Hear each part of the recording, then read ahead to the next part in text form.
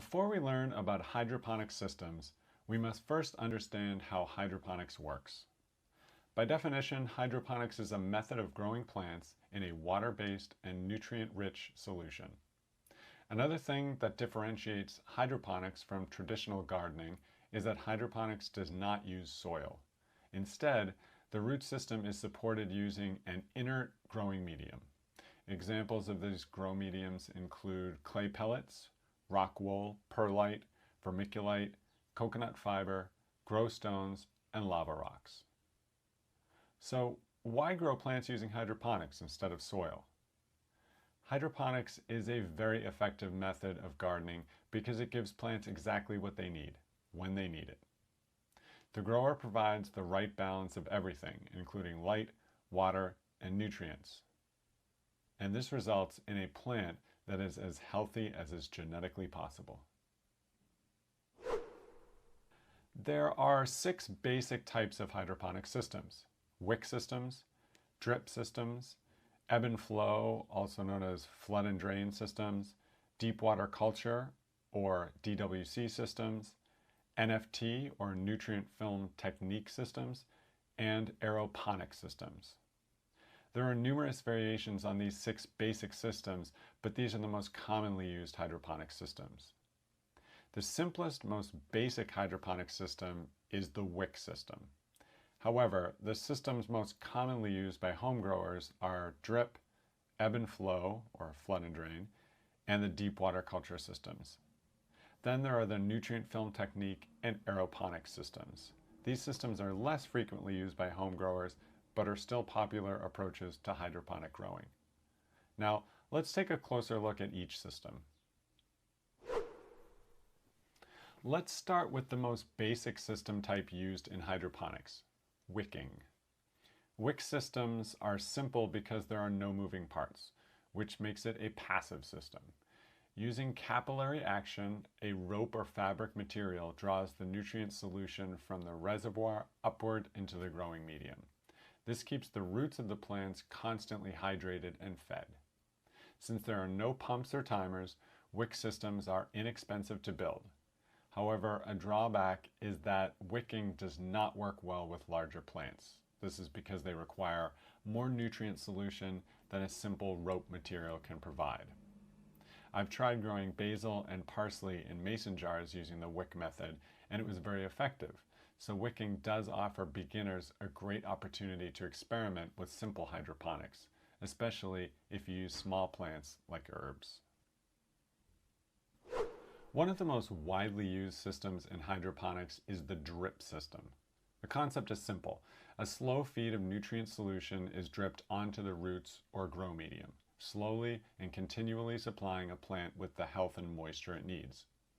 Recirculating recovery drip systems reuse and circulate the nutrient solution back to the reservoir. This ensures that the roots stay moist and healthy, but does so without flooding the grow medium, as is done in some of the other hydroponic systems. Because the nutrient solution is constantly recycled in recovery drip systems, pH levels may change with this recirculation. It's important to monitor these levels to maintain a consistent and healthy pH.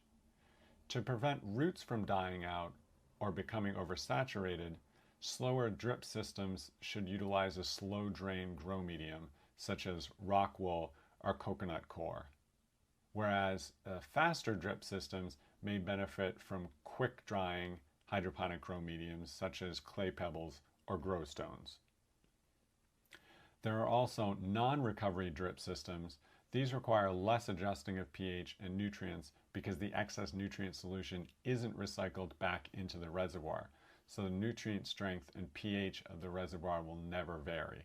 This means that you can fill the reservoir with pH adjusted nutrient solution and then use it up until you need to mix a new batch. However, non-recovery drip systems can be more costly because the nutrients are not recycled.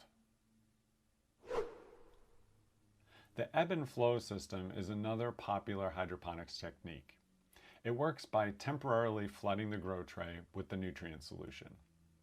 Then, the nutrient solution drains back into the reservoir.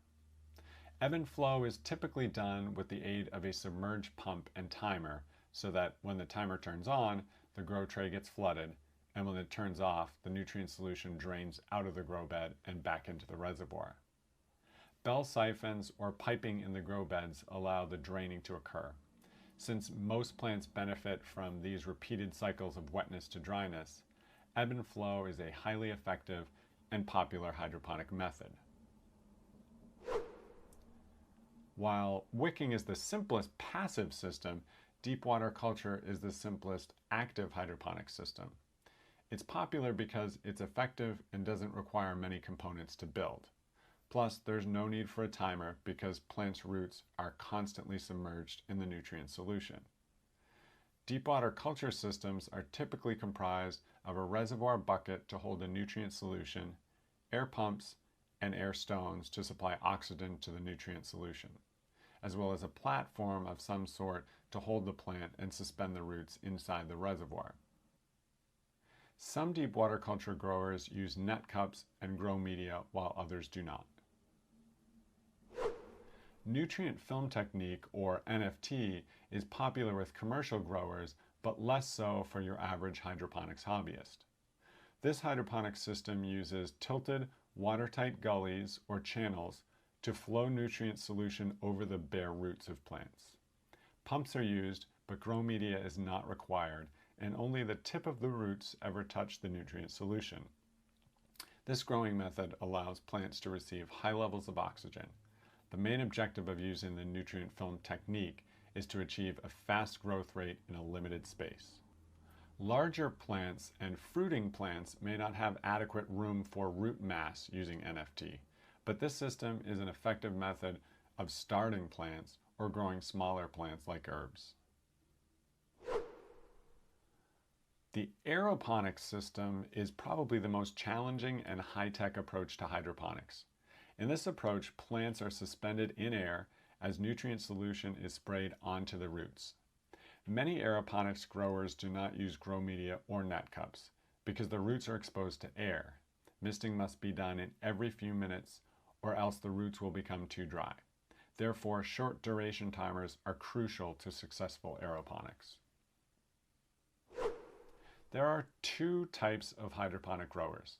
The first type are very interested in the creative and technical aspects of hydroponic growing. They go to Home Depot or a local hardware store, maybe buy PVC piping to make their own bell siphon, buying a few things online, then piece together their own DIY hydroponic system to their specifications. It's a challenge, but it can be a lot of fun for those who are adventurous. However, projects like these can be time-consuming and may end up being more expensive than buying a kit when all is said and done. So this route is not for everyone.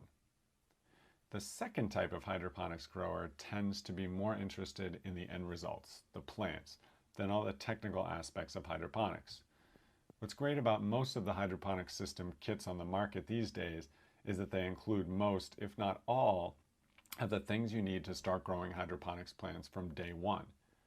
If you're anything like me and want a system that is complete and functional without putting too much effort into the hydroponic system itself, consider purchasing a kit. It makes life a lot easier.